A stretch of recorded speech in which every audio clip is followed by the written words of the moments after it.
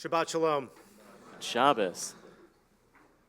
I want to talk about memory and remembrance. So my first question for us tonight, and I don't mean this question to be a gotcha moment, but I want to see something. I want to conduct a spiritual experiment. Tell me, for those who want, 10 days ago, what did you have for lunch?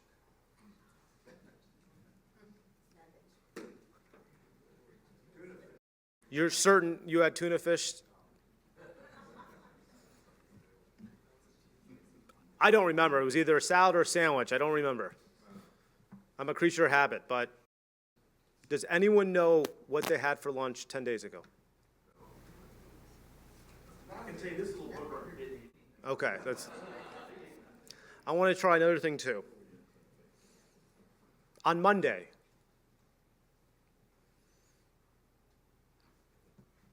what do we have for lunch? Do we remember? Do you remember? Delta food? Okay, raise your hand if you absolutely do not remember what you had for lunch on Monday. In honesty, it's Elul. Okay. Now I'm going to ask a different question, and I think there's a difference between memory and remembrance. I think memory sometimes is the facts. I know I had a salad today for lunch, or if I think of dates of Jewish history, I can do that for the most part. But now I want to talk about the difference between memory and remembrance. I'm going to ask one more question, and it's going to be an uncomfortable question. Some people will want to speak, and some people will just want to hear, and there's no wrong answers. But I'm highly confident the question I'm about to ask, most people in this room will remember exactly where they were and what they were doing. So my question is, who knows what they were doing on September 11th? To me, that's not memory. That's remembrance. And for those who want to share, and it's not my intent to bring up hard memories, but I'm going somewhere with this. Who wants to share where they were on this day? Chip. Well, tonight you're going to read not with the Yorksites, my mother, Lauren Schwartz. On the morning of 9/11, I was in her living room preparing for her funeral later that day. Trying to figure out, I became a caregiver for a disabled sister. And watching the Today Show when I watched it happen. Later that day, I found out my first cousin from New York, who was on the plane, on the tarmac to LaGuardia, had to get off the plane and walk back to Manhattan. He's described it as being a lot of people wandering around listlessly. And then my other cousin in Washington, D.C. was on his way to the airport to come to the funeral, and he watched the planes go into the did not make it. Till the next day, when he drove over to Cincinnati. So, and then every November, I would go to a conference at the hotel at the Towers. And so it was about 2 months out from going to a conference at Cincinnati Towers. So, dark day in my life, a lot of memories and a lot to remember. So, Anybody else want to share? Okay. 1, 2. Yeah. I was watching the Today Show also and getting ready for work, and I was just glued to the television. I couldn't believe what was happening, and it's also the day I found out my father was dead. They called me from Colorado. I was on the way to Temple to bring my kids to Temple Talks. It's Tuesday morning. We weren't here. We were at your properties. And I dropped my oldest off at his preschool, and I was on the way, and I called my dad, and I called me, and I was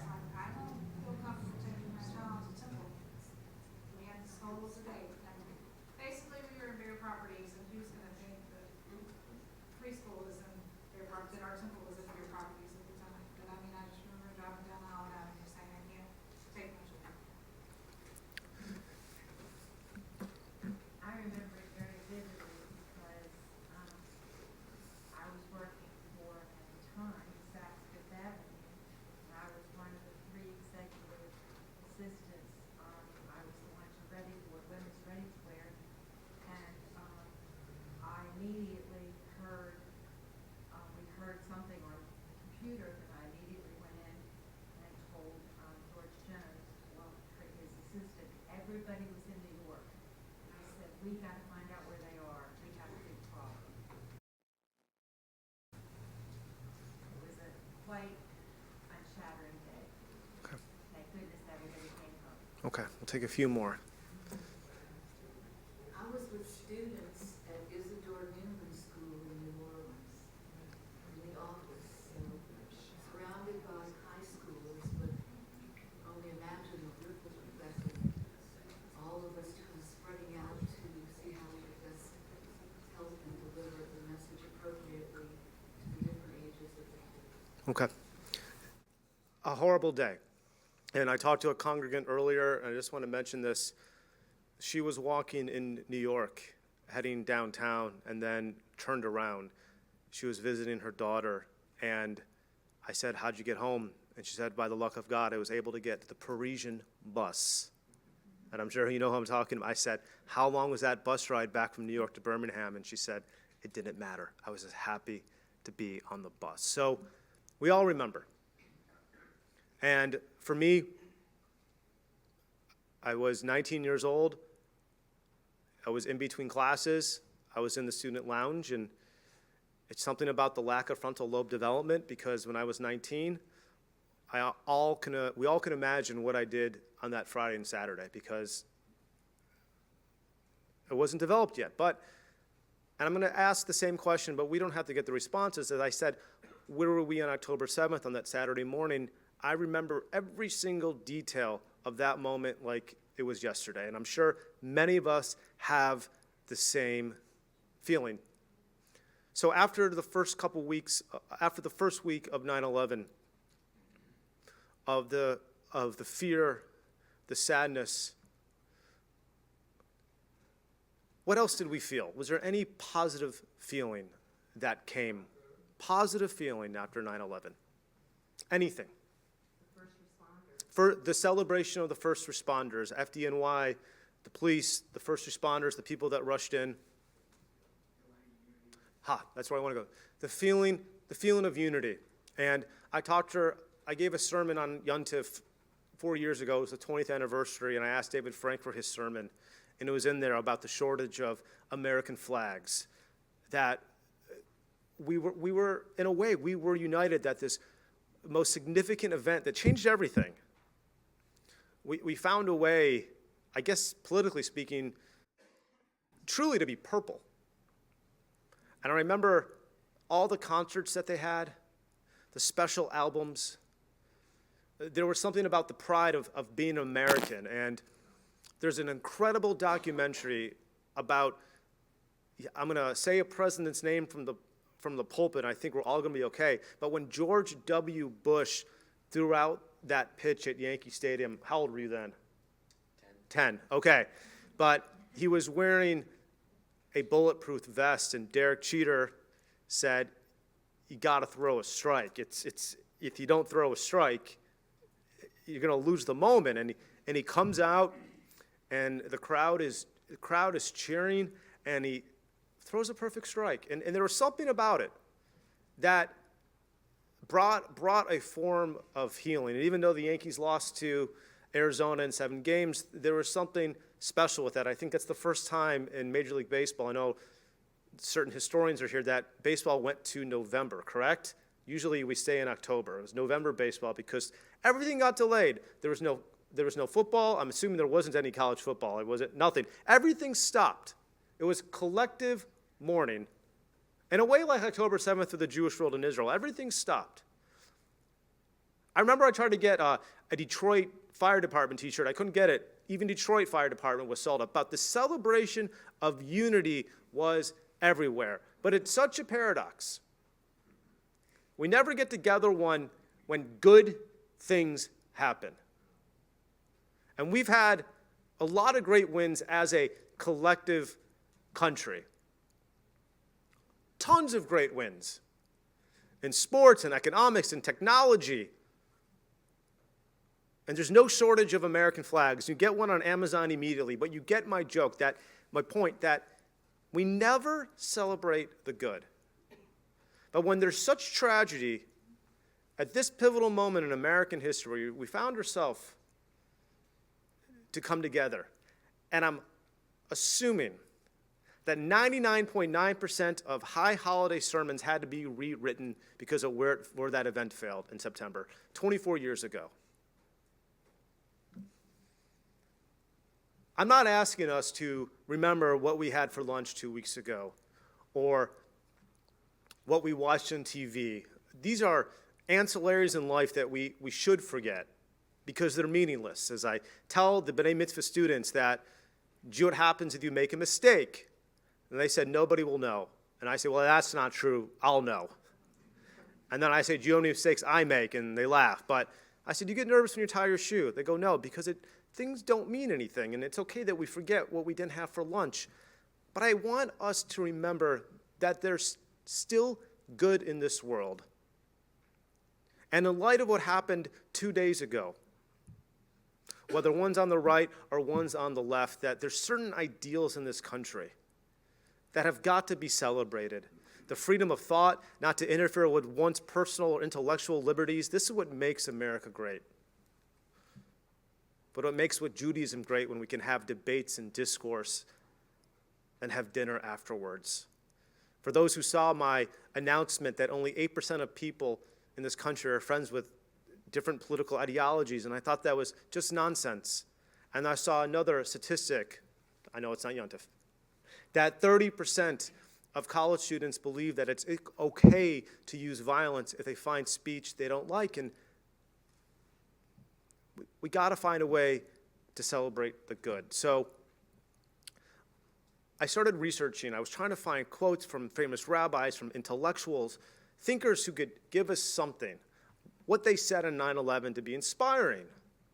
And I got to tell you, I wasn't inspired. Yes, there was the great fire department in New York with that New York accent and the taunts to bin Laden. Yeah, I can't say that here on this pulpit. But I found something that really came to me. And I'm going to focus on Robert Levin because he knows where I'm going to go, because you're my sports guy. And Glenn's not here. So baseball froze. And then all of a sudden it came back. And when they came out on the field, an NFL, but especially Major League Baseball, they usually didn't do this. They had a big American flag on that diamond. And there's one famous baseball announcer that made it okay to watch America's pastime, because this is what defines us, that we're supposed to be together and celebrate this moment of being back. Do you remember who that was?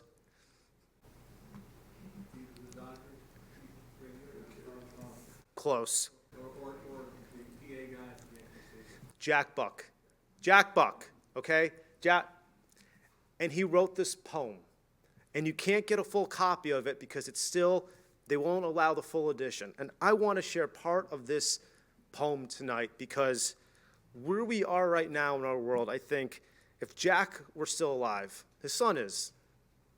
But at this moment where we are, since this nation was founded under God more than 200 years ago, we have been a bastion of freedom, the light that keeps the free world aglow. We do not covet the possessions of others. We are blessed with the bounty we share, and we have rushed to help other nations, anything, anytime, anywhere. War is just not in our nature. We do this to protect what we know is right. We've been challenged by a cowardly foe who strikes and then hides from our view. With one voice we say, we have no choice today. There is only one thing to do. Everyone is saying the same thing and praying that we end these senseless moments we are living. As our fathers did before, we shall win this unwanted war. And our children will enjoy the future we'll be given. In America, our war is different today. It's against each other. And I think all hot comma v'kama, all the more so. I want to build a world for my children where it doesn't matter what ideology one comes from. but it's the sake of being together that matters the most. And I want to build a future for them where they're supposed to celebrate the good too, where the good is not memory, the good is remembrance. I had 2 congregants, one in San Diego and one here, directly lost someone on 9/11.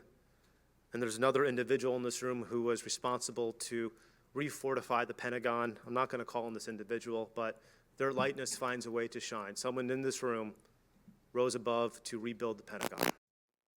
Celebrate the good. Celebrate a better sound system.